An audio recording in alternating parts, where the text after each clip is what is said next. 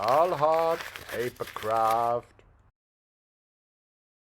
Hello, welcome to my fourth video about Blender basics for paper modelers. And if you haven't seen the previous three videos, you might want to do so because, of course, I'm not going to explain every small thing. So it would be good if you know what I'm talking about. So you can find the link in the descriptions. And today this time I'm going to talk about exporting and about themes. So if you have created a beautiful paper model, such as this wonderful cube, then you want to try to export this as a paper model. So if you haven't done so already, you should activate the add-on for exporting as a paper model. So you do that in the Blender preferences. You can either search it like this, or you can search it in a list where it, why this not scroll, I don't know. But yeah, it should be, if this were scrolling, you would find it. Let me just see what's wrong here. Oh, now it's scrolling. So you will find it here under import, export paper model. See this? You can also get information on it. Good. So, we have this wonderful cube and we want to export it, right? So we will go to File and then Export, and in the bottom of the list we have Paper Model, and we get the Export dialog. And then, of course, here in the top you have the browser path. Yeah, you can use these. Go back, go forward, go up one level. Refresh the file list in case there are changes made, make a new folder. I think this is all very familiar. Then here in the left bar you have various locations.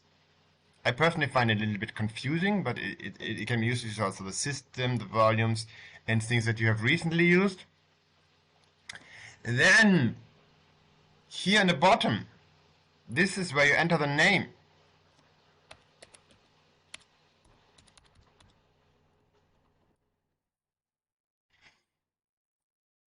And I will just put it on the desktop. Okay, then I get to what's actually important, and this is the right pane here. So operator presets and UV map, you can ignore them.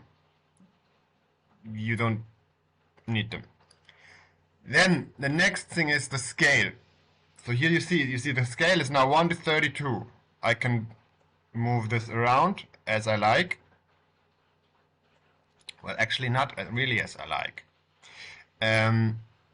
But the thing about the scale is that you need to remember that this scale is based on what setting you have made in this software. So if you are using meters, which means if you did not make any changes in how the measurements are set up, then it will come out in meters. And that means it will come out in meters, like if whatever the units you use in the software, you should have known that from the first video, is that 1 unit in Blender becomes 1 meter. You can also switch it to the imperial system. In that case, I guess 1 unit will be 1 foot. And this will, of course, largely affect the scale. Okay, this is important. So, and then you just hit here, you hit the size you want to have. You've built your model, your virtual model, in 1:1 in original size, and then you can just set up here the scale you want to have, like 1 to 32 or 1 to 72, 1 to 60, 200, whatever. And I forgot what I wanted to say. But something that you need to keep in mind is, of course, that you see, this is talking about the largest island. It's roughly one, yeah, full page. So the largest island is the island is what? The island is one part of the model. So actually this cube will be unfolded to just one island. We will see that. So one island is actually what we would call part on a paper model page. Okay? So, and of course, you cannot export to something which is bigger than that. Well, actually you can, but then you need to split up that part by using the seams. So this is 1-to-1, yeah? If I want to make this bigger, I can show you how to do it. Good, then the next thing is you have the document settings. So this is where you set the file type. So you have PDF and SVG. Both are vector-based, which is an absolute must. Yeah, don't export to some pixel image, because that way you will not be able to edit it later. Well, you can edit it, but you can, yeah. And there should be an entire video about why vector is better than pixel, and in what cases pixel may be better. But then again, and actually this is also ridiculous, because it will not actually, and there's another reason why this will not become fully vector based, because if you start using textures, and the textures will be pixel based. So actually you will end up having a mixture of vectors and pixels, but we will talk about that when the time comes. So I recommend PDF because it's the more common file format. SVG is also not a large description. If you continue to go on to use Inkscape, actually SVG might be a good idea, because it's the how to say, the indigenous file format of Inkscape. Then for the page size, you could use letter, yeah, but I recommend using A4, because A4 is internationally, sorry, you know, people in America, but A4 is internationally the most common paper size. You know, like I'm in China, for example, and everything is, I mean, you could get A4 everywhere. It's not possible to buy letter sized paper. Good. And why not A3? Why not A3? Because this is A3 is nice. You can do A3, but yeah, most people don't have. Not many people have an A3 printer. So if you want people to be able to print it at home, it's better to stick with A4. And that means, of course, you know, as you can see, if I switch the size here, then I can see, you see how this has become 1/5 of the page. And actually, the preset, which is automatically coming out here, is like the largest size possible. The largest size possible. The export function will automatically find the largest size possible. Now, of course, it's not, because when I open it, it was not set to A3. But, you know, it's better to keep it with A4. If you have larger parts, then you need to cut apart the parts. I will show you. And another thing that you want to consider about the page size is that if you will edit in the end, if you still go to edit in Inkscape or Illustrator or Affinity Designer, then you don't really need to care about the page size, because you might be rearranging things anyway. And actually, I highly recommend it, because as you will see, what comes out of the export function is not always very good. Good. Then the paper margin. The paper margin is, of course, how much white edge you have at the sides. So for most printers, it's between 5 and 7 millimeters. So if you want to be safe, you should have something about, I think if you want to be absolutely safe, you can use 10. And then you can be quite sure that the things will not have to be rescaled, and that nothing will be cut off. But then again, if you edit somewhere else, you don't have to think about this. Then create tabs and create numbers. I will leave them on for now. You will see why I actually think or when I export, I always untick them. Because, yeah, the tabs that are created, well, they are perfect, technically, but, yeah, the engine is stupid and doesn't know where to put the tabs in the right way. Then, and create numbers, you will see they are very ugly. Okay, then you have the text and tab size. So this is how big the tabs are going to be. So you can make bigger tabs, you can make smaller tabs. So now this is, well, is this 5 millimeters? This should be 5 millimeters, which is a good size. You can make it 1 centimeter, you know, or whatever. I don't think you should make it much smaller. Then you have the hidden edge angle. So the hidden edge angle supposedly is something like which can avoid you to have too many edges, but I couldn't figure out how does it work. So again, something you can ignore. The next are textures, and so the textures, if you have set up textures, what you're going to use is from materials. Currently we don't have a texture yet. From materials, again, there will be an entire video about texture painting and how to export it. Ambient occlusion and full render. You see, full render is something that you could consider, but you see, what is full render? Full render is actually rendering out the model with light. So if you want to do that, you will have to set up the light correctly.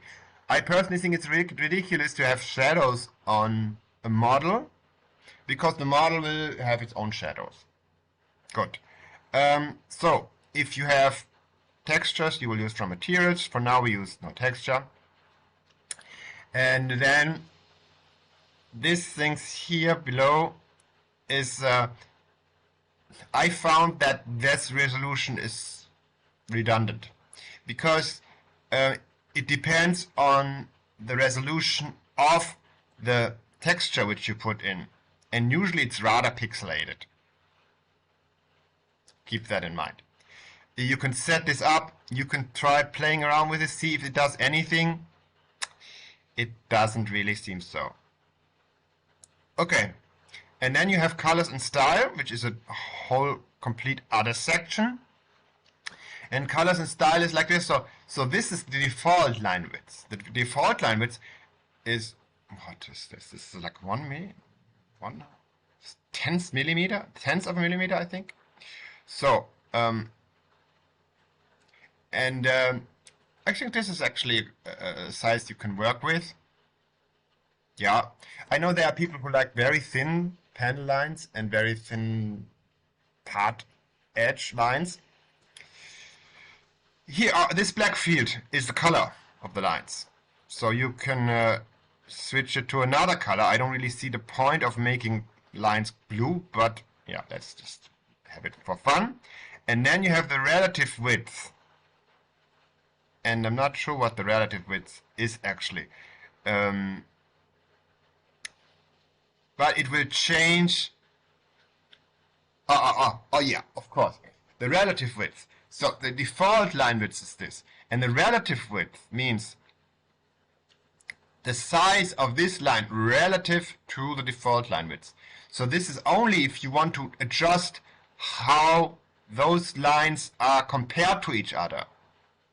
So normally I would think that they should all have the same width. Yeah, so then that would be 2/0, 2/0, 2/0, 2/0. If you for some reason want to have outer lines stronger, then you make them stronger. Then you make this, put this higher. So style solid, you have solid, actually it has a dashed line, it shows a dashed line here, but it's not a dashed line. So this would be just a regular line. Good. And then outer lines highlight. I have no idea what this is, to be honest. I have no idea what this is. Good. And this, you see how this highlight is set up very high. So this might, I don't really know what it is. Have a try. Then you have, whatever it is, I think it's probably useless. Then you have convex lines and concave lines. Convex lines are what we refer to normally as mountain folds. I hope I got that right. Let me see. Yeah, convex lines are mountain folds. It means you are folding them away, and this is the more common fold. And then the other fold is a concave fold, which we call valley fold, which we fold where we fold the paper towards us. And again, you can switch the colors here. Let's have some fun colors. Let's make this red and make this greenish. Yeah. Okay, so we can see the difference. And you see this is short dashes. You can also have long dashes.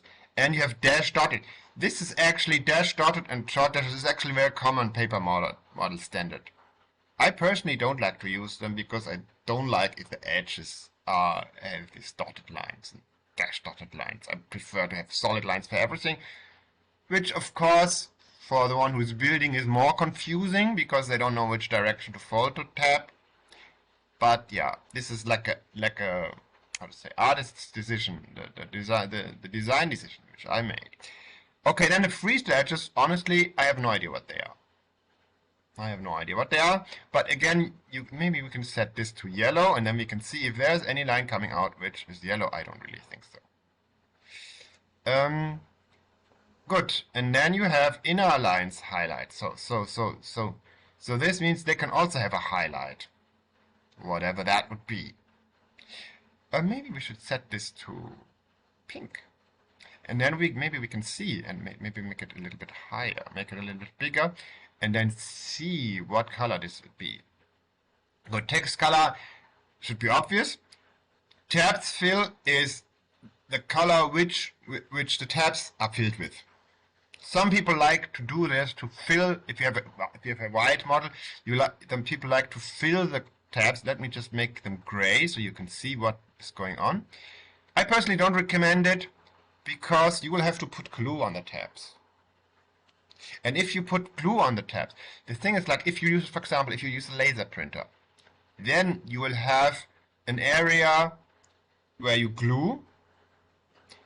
You will have the toner on the surface, and the toner, especially if you glue on it, happens to come off. So, first of all, it will not be as sticky as the paper surface if you have toner in that area, and it will it might come off later. The toner comes off and the glue, and then you have to it's not helpful. People said to me before, "Hey, why don't you make your tabs in the color of the model part?" Yeah, this sounds like a really good idea, doesn't it? But it's not. Good. And then the text color should be obvious. One more thing about the relative widths.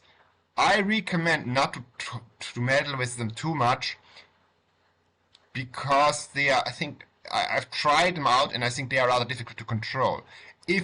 So remember that to just, put them in relation. If you for some reason want one of those lines be, if for some reason you want one of those lines be stronger.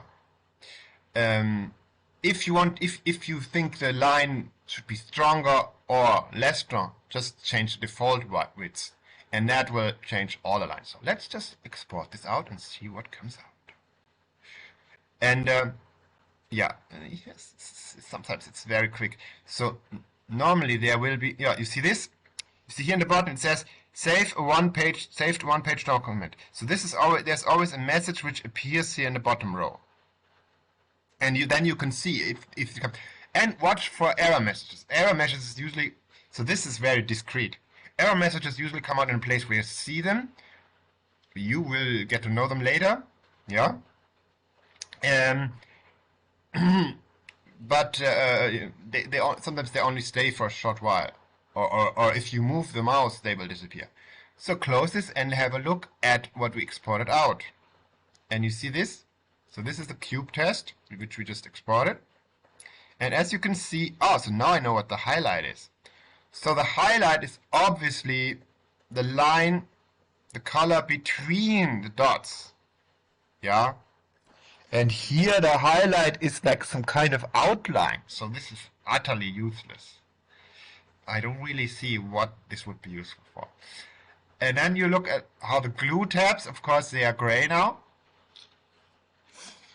And then you have the 1 and 2 here, and this 1 and 2 are supposed to be, you know that this 1 is supposed to be glued to here, and this 2 is supposed to be glued to here, which is supposed to be a help to you. It works. But, yeah, this is horribly ugly, if you ask me. And, yeah, especially if you have more parts and more numbers, it becomes very confusing. You're going to see that.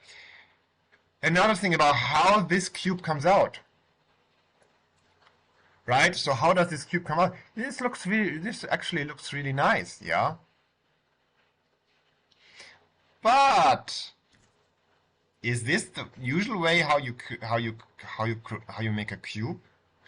And actually this why did he do it like this? He did it like this because that was the only way to match this size in the paper size. Let's export another time and make the size, put down the scale. So, and let's just get rid of those horrible highlights. But I hope the highlights are, so let's get rid of the horrible, of those highlights. They are like so useless. And make this. Black is beautiful. And black is beautiful. And we didn't have any concave lines, actually black is beautiful. So, and in this case, this time, we make the scale smaller and see if this has any, if there will be any change. Again, I will export here. Watch for the message down here. You see, saved a one-page document. Good.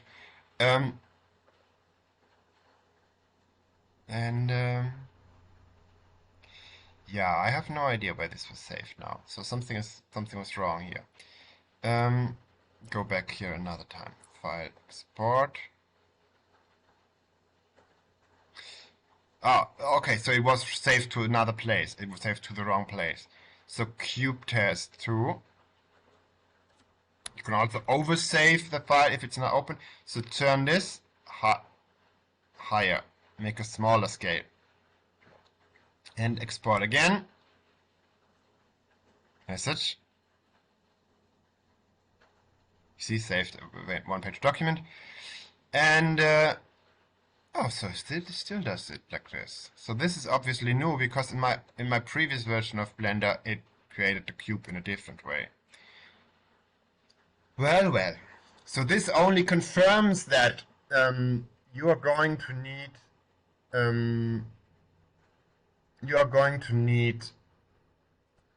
using themes, which we will get to.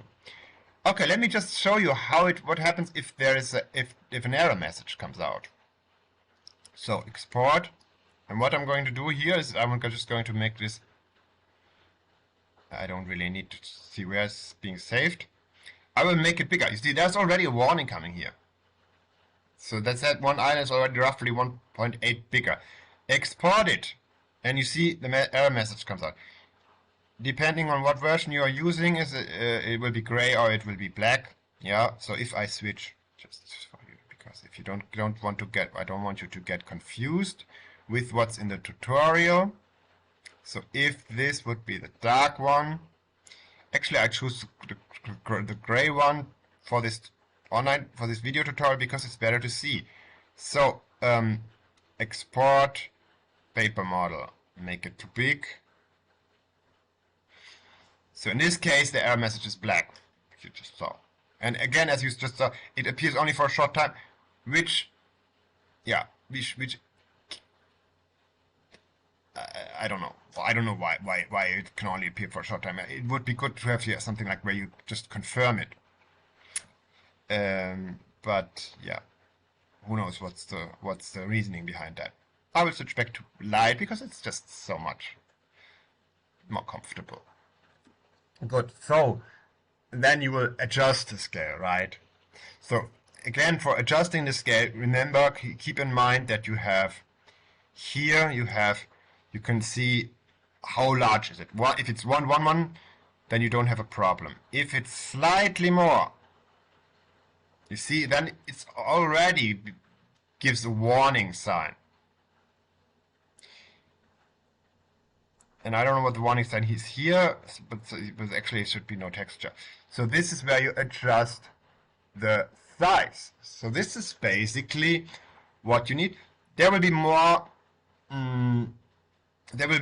errors if you have more complex shapes, especially if you use the Bool tool to turn several objects into one. And but we will have another video about that, about cleanup. For now, let's talk about seams, because as it seems, pun intended, as it seems, you have you might not want the cube to come out like this, or you want the cube to be bigger than the paper size, and that's when you're going to need seams. What are seams? So if you go online and you search, so this is actually seams with EA, right? So if you have seams, so what is it? It's joining of two pieces by sewing usually near the edge. So you have something like this, see, on the jeans, where you sew it together. So that's what a seam is. And on a paper model, well, actually, if you were into paper modeling, you know, if you're not a complete beginner, you should be aware of what seams are, at least of the concept. It's where you glue two parts together. Good. And the great thing, the amazing thing in Blender is that you can control seams. You see, for example, in SketchUp, I don't know, maybe now it's better, but there was the old unfold function, and you could not control the seams. You would have to rearrange things in the end. Or you would have to cut them apart. You have to unfold them by hand anyway. But there was another automatic unfold function in SketchUp in a later version where it just created really funny stuff. And another good example for this is actually the cylinder. So if you look at the cylinder, if I will export this out, and actually I already did export this out, and what you get is this. So you have so it will just by itself decide where to connect the parts. But maybe you don't want to connect the parts. Maybe you want this separately. And especially with more complex shapes, it's like crazy stuff comes out. But again, I will show you. Okay, so and actually, it's fairly easy to set up the seams, although depending on how complex you shape it, it might take a while, but it's very straightforward. So, here in the face menu, you have, you see, too stupid. Here in the edge menu, you have mark seam and clear seam. And this is what you need. Don't worry about what sharp is. I actually just looked it up before I talking. This is nothing that we need to be concerned with, because these sharps is like only for some super advanced function. Also the edge crease, I think edge light, you should already know what it is. So we just need to concern ourselves with mark seam and clear seam. So obviously this is like you define an edge as a seam, or you undefine an edge as a seam. So how to do it? Select the edge, not select the vertex, select the edge, and then mark seam. As you can see, this turns red. So this means it's now defined as a seam. If I want to undefine it as a seam, I will just say clear seam. Good. So what would be a good idea to mark the seams in the cube? So one way would be to select all and to mark the seams. And now we have all edges are seams. Good. And let's export out and see what happens.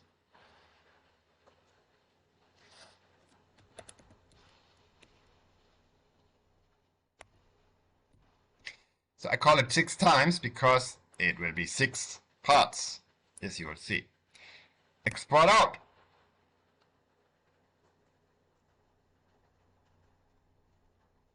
Ah, okay, no valid selected objects.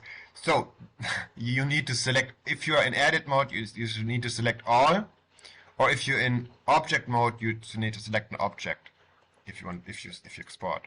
So it's good this happened because then you will know what is this error. So export once again, cube 6 times and export. Please no error. What?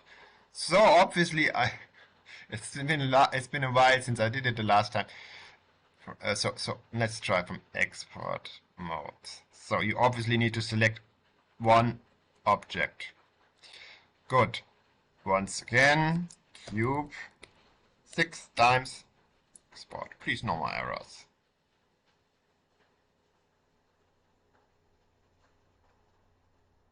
Hello.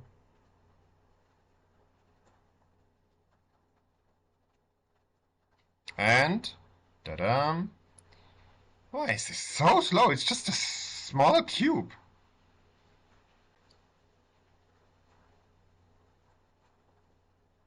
Yeah, and it's crashed because of a cube. I can't believe it.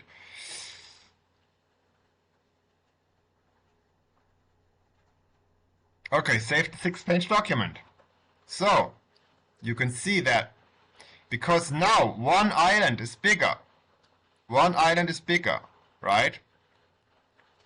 So this is why the automatic size which the export function created is the maximum size which can fit on the page. So that's why I have this is why I have one surface of the cube on each page. Okay? And then I can also have them on one page but I need to select a smaller size, of course. Let me see. So this is 11. Just try something really high, then we can be sure it will come out.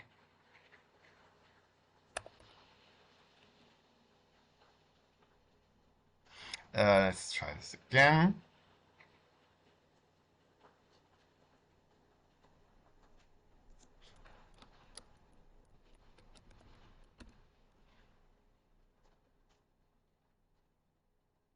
Come on, you don't need to take so long. I really don't know why that just happened.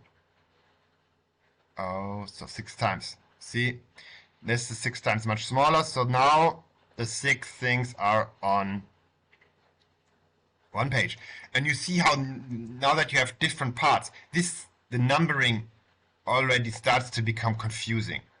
Like here you have 2, 1. So this means position 2 on part 1. Or, I don't know. This is part 1. So maybe it's position 1 on part 2. If you are able to figure it out, think about if you like this kind of. It just, whether it's helpful or not, it just does not look good on a page. So I recommend to not use this. Good. So then you have 6 separate cubes. And another thing, I think for the cube, the best way to do the seams for the cube is actually that you define 2 places where you don't have seams. And then, because then you will have the cube in one part and the 2 sides reaching down. Let me export this another time.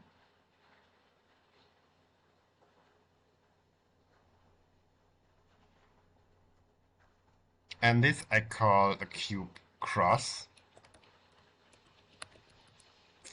And export paper model.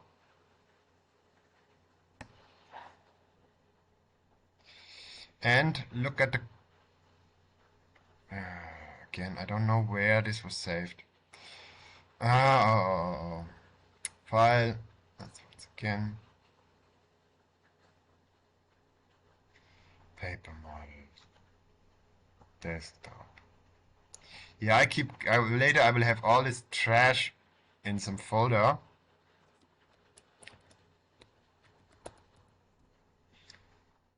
Export paper model.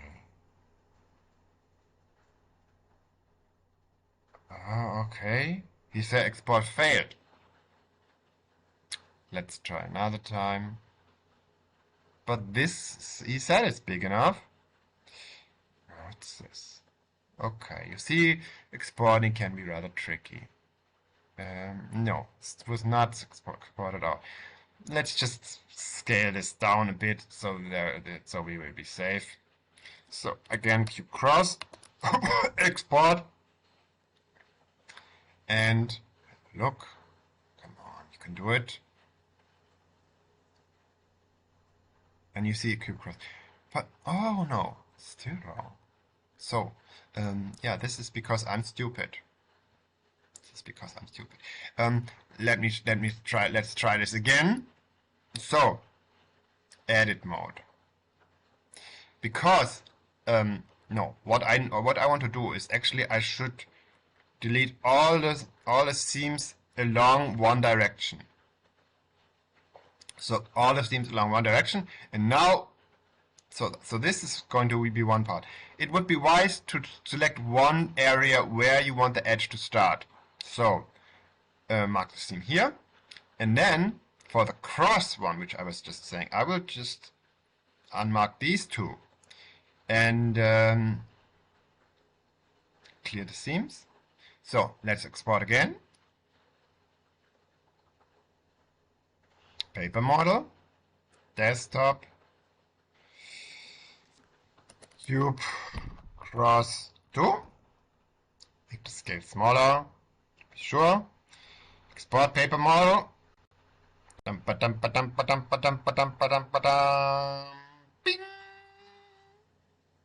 And should have exported out. There was no message. So cube cross 2. You see now you understand why I call it a cube cross. Because it's a cross. Okay, so how do you like the way the engine plays the tabs? I don't. The tabs should be either all on this side, which would be the most common one, or you can also have them all on those three sides. Good. Another thing that, okay, I think anyone who's done paper models before, who has created paper models before, even if it's just Papercraft or something like that, will know that this is very basic, but I'm going to show it anyway. So I can also turn this cross into a T. So I will adjust these two edges. I will clear those seams and once again export paper model, desktop, cross, no, cube, T. Of course it's an uppercase T, because the lowercase t is a cross. So, export out, export. Yeah, I don't know why he doesn't want to give me any more messages. But you see, here's the T cube. Well, it's not a T, it's upside down, but you know what I mean. It's basically a T. Good. So this is how you can. This is how the seams will affect the part which comes out in the end. Okay, let's now go to some more advanced shape, shall we? So let's have this cylinder have a little bit more surfaces to make it more round, right? So, and then let's just not stick with a cylinder only, but make it a more complex shape. So I go to edit mode, I go to extrude, and I go to select the surface, Oh, no, this would be a bit too complex. Maybe the randomize tool. Yeah, the randomize tool. That's my favorite randomize tool. So make this a little bit more narrow. Extrude a little bit more. And make this even more narrow. Whoa. So now I have this wonderful shape. Alright? So let's see how this is going to be exported without me setting up seams. So export.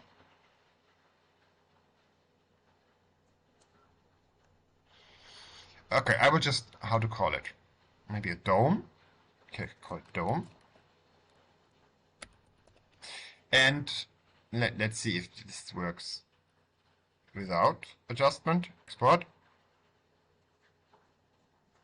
Okay, save to one-page document. And now you will see why seams are absolutely necessary. So this is what comes out. You see that? It connected the things here. And I mean, it's possible to build it. I mean, you can build it. But does this make sense? Wouldn't it be better if those cones were separate? Wouldn't it be better if wouldn't it be better if the top and the bottom were separated? Okay, and another thing is, like, you see, this doesn't even align. So something is, normally it's important, like if you have different if you have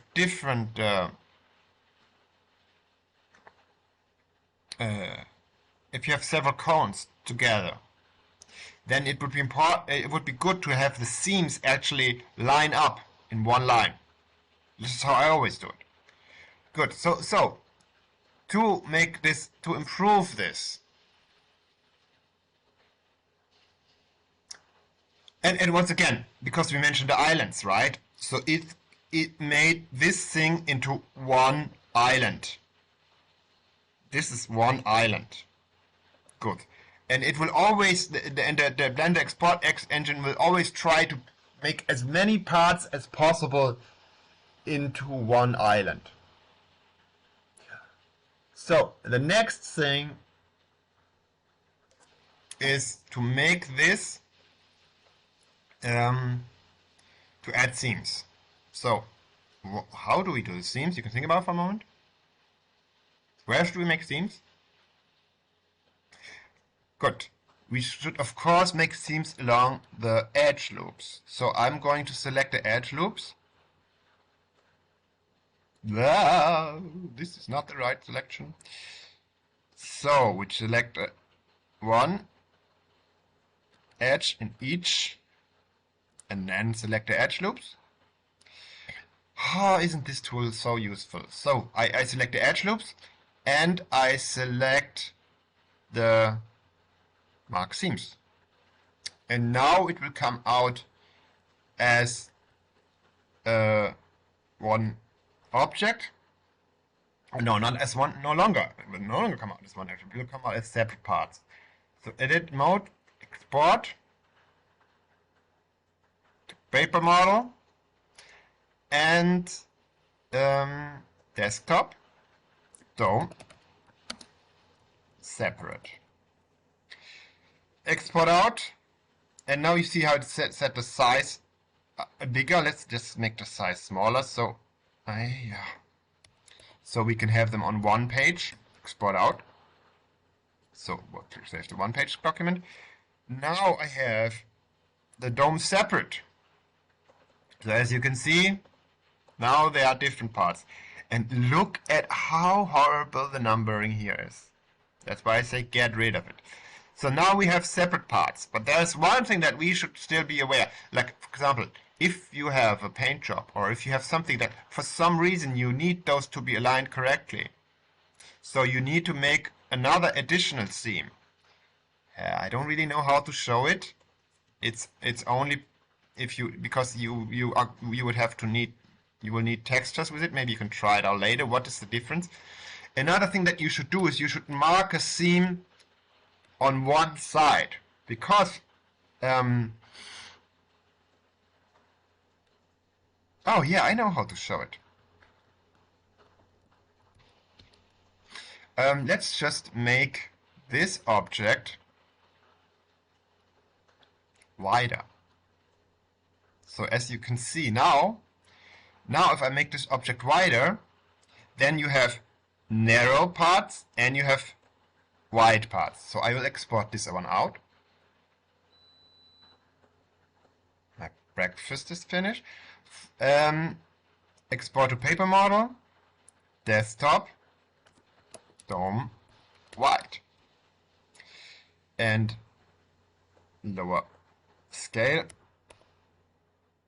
export out. And now you can see the dome wide. What happens is that, look at this. So here you have the narrow sides. You have the narrow sides. Here you have the wide sides. Here you have the narrow sides and the wide pretty much line up. Here you have the narrow, you know, you can't be sure. You can't be sure if this is correctly. So to be sure, it's better to add an additional seam, which that way you can be sure that those parts line up. Because if this is not accurate for a little bit, then they won't line up. Another thing that you can do is to use the knife to cut in. A little bit here. Doesn't really matter where you go with the knife, but that way you will, well, actually, yeah. And another time like this. And then you can, then you delete these edges. Wait a moment for what I'm going with here. So delete or dissolve these edges. Oh, so it won't dissolve that one. Okay, but maybe I can dissolve this one. Okay, so I dissolved this one. So now I can export this out. And export paper model, desktop,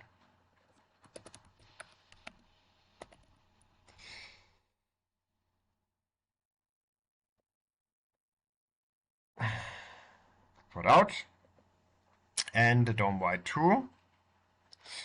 No. No.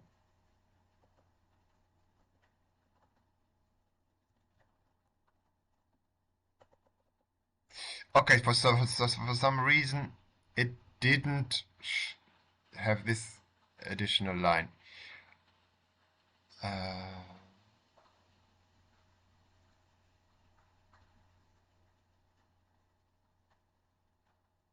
Okay, but the idea was that you can mark here where the position goes. I really don't know why it didn't reveal those two edges. Good. Just there are ways to do it because I actually did it before.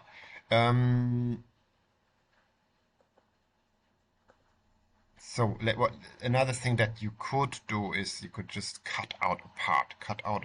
Yeah. So that's what will definitely work. So cut like this, and then select this surface and delete it, not dissolve it. Now export out, and now you can be sure that this is going to show up. File, export, paper model, dome, wide 2, wide 3, export paper model, and dome wide 3. Look at this. You see now there is this triangle here. And you can use this to make a small mark here, and then later in the instructions you can say, align a seam to this mark. Of course you don't want to have this ugly triangle. You just have some small mark and say, align a seam to this mark, or you make a line across. if you set up the seam yourself, yeah, if you set up the seam yourself, you will see that if you look at my later when I will have, or not later, depends on when you're watching this video, but you can, but I after doing this video, I will be doing other videos as well where I'm building an actual model, and then you can see where how I'm placing the seams. For example, for an animal, if you have an animal, you will place the seam on the belly. So if the model is seen from the top, you don't see that. You don't see the seam. If you have a leg, you will place it in the inside of the inside of the leg. If you have a plane, you will also place it on the belly. Unless you have a spine, then you can use the spine to cover the seam. Yeah, so it's actually a good thing to control them. Good. Now let's look at one more thing concerning seams, and this would be to if you want to keep the parts together. In some cases, you may want to do that. So to show you how to keep the parts together, if this is necessary, I have created this new part, and you can figure out yourself how to do it.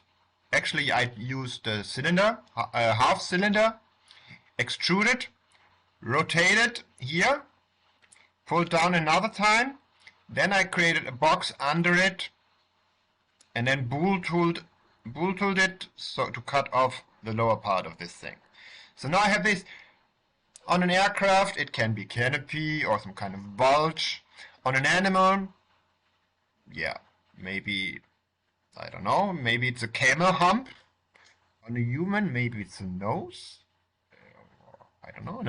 On a building, it can be some interesting building, like some dome or something, like, yeah. Or the, how to say, the tent-like structure, yeah. So it's something that is a shape that is quite common depending on what you do, and how to export this out, because you don't really want to split this in several parts. Good. So, and another thing is that it would be good to keep this in the middle. Let me first show you what happens if I export this out without adjusting the seams. So I will say paper model, and I will say bulge, and make it small. Well, actually, it's always better to make it a little bit smaller. Export out, and what happens is, so I have the bulge, and you see what happens is like, yeah, actually, it wasn't too stupid this time. It placed it connected them in this area, and then this is actually working also as well. But there are other times when it's doing it a different way, and then I don't see what is the point of this kind of thing, you know. I've seen there are some models where this is actually intentionally being used to help you how to glue the parts together, but this is not nice. And then another thing is like how the bottom is connected to it. This does not make sense. You don't want to have it like this. So what you need to do is you need to adjust those seams. What I want to do is I want this to be. So again, I would select the edge loops. Is that what they're called? Edge loops, yeah. I'm finally getting it right. So I select the edge loops and select, and select edge loops. And now you see I selected actually all edges of this document. I changed them into seams. And now if I would export it out like this, of course I would get separate parts for each, but I don't want that either. what I usually like is I would like them to be connected in the middle. So, but it's important to make sure that you stay in one if they are aligned. To stay that they are aligned. That's better.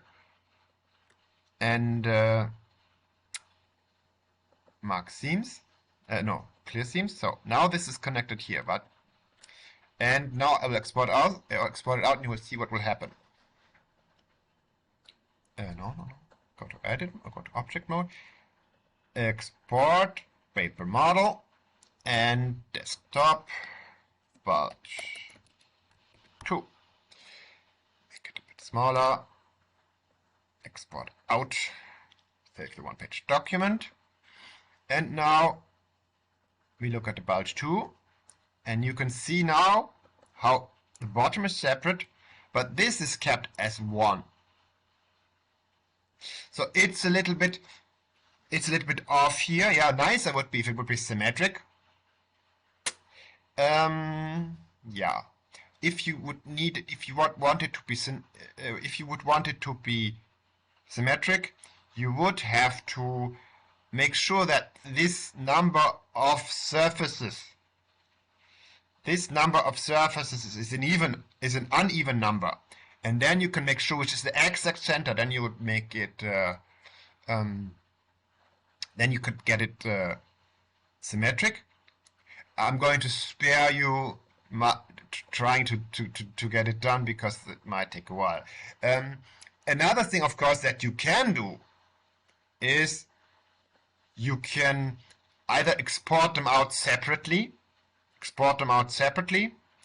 and then put them together symmetrically by placing, by overlapping two parts. Because the engine is stupid. It doesn't know about how... I'm sorry, the engine is not stupid, but the engine is logic. So it does not recognize that the unlogic fact that paper can be bent. So if you have one or two faces here to connect it, for paper it doesn't matter, but the engine doesn't know it's like this. Instead it does something like this. See, that's really stupid to do something like this. But that's not because the engine is stupid, but because the programming is not detailed enough. And this kind of thing happening, why this kind of happening, because this kind of thing keeps happening. This is why I suggest strongly to not export tabs. So let's have a look at this once again, and let's say bulge 2, no tabs, and close the tabs, close the numbers, make it slightly smaller, export it out, and let's have another look. So bulge 2, no tabs. You see how beautiful clean this. Oh, why are there tabs again? Oh, firstly, I did something wrong. But you see now the numbers are not here. The numbers are not here. And okay, let's try this another time. Sorry for wasting your time. So export paper model bulge to this time really no tabs and no tabs. Make it smaller, export, save the one-page document, and please, this time really no tabs. Look at this. Look at how beautiful this is. And another thing is that you can recognize is like because you want things to be simple, right? You want things to be more simple. So if you compare these two, I don't know how to get this out. So you compare these two. You see this mess, and you see this beautiful clean thing. Actually, another thing that the engine did is to connect the parts here. Of course, this is a no-do. You cannot publish it like this. You will have to move off the part, and this is why you need to go into 2D software to edit it. But another thing that you want to that you want to do. You see, nobody wants to cut out. I mean, come on, those are already too many tabs. So you'll probably do less tabs. You just keep it round, but you just do more tabs. And here in this area, you don't need tabs at all. You can just make a straight line down here. Make a straight line on here, and then the paper will be bent around and do like this. Look at how these parts look in models. In my models, I always make this straight. Depending on the size of this, you may not need tabs on this side at all. So that's why you want to go to edit it. And another thing that why you want to go to edit it in 2D later is because you might want to get rid of all these dashed lines. Because it's a round part. It's a round part. Good. There's one important thing that you still need to know about setting up seams. And I'm actually going to show you what happens. So I have this cube, right? And in this cube, I have set up my seams. So now I'm going to add another cube. Add another cube. It appears in the same position. So in this cube is intersecting with the other cube. Wow. So this is like maybe some futuristic architecture. Or it's a twin block cube. Ha ha. So, but you know, I want this model to be one model. So I'm using Bool tool to make these two objects into one. And now what has happened is that you see, actually the seams here are still there. But then you see how the seams here on this side have been deleted. So remember that using the Bool tool will affect your seams. So whatever seams you set up before using the Bool tool may disappear. And that's like if you have edges where you have sometimes seams can be rather difficult to select. And that's why just keep in mind if you start setting up edges early along that if you use the Bool tool to put things together, some of those edges, some of those seams may disappear. This can save you a lot of work. My recommendation is first, do not think about seams at all, or maybe just think about where you want to place them, but don't actually place them. And then once the model is finished, all the parts are there as different objects. Then you want to keep the original objects, save the document as a new document, and put the parts and make the parts one with Bool tool, and then set up the seams.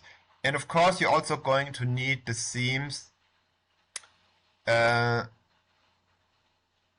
You're going to need the seams if you want to unwrap. And why do you want to unwrap? Because you want to use texture paint. So this is actually what the next video is going to be about.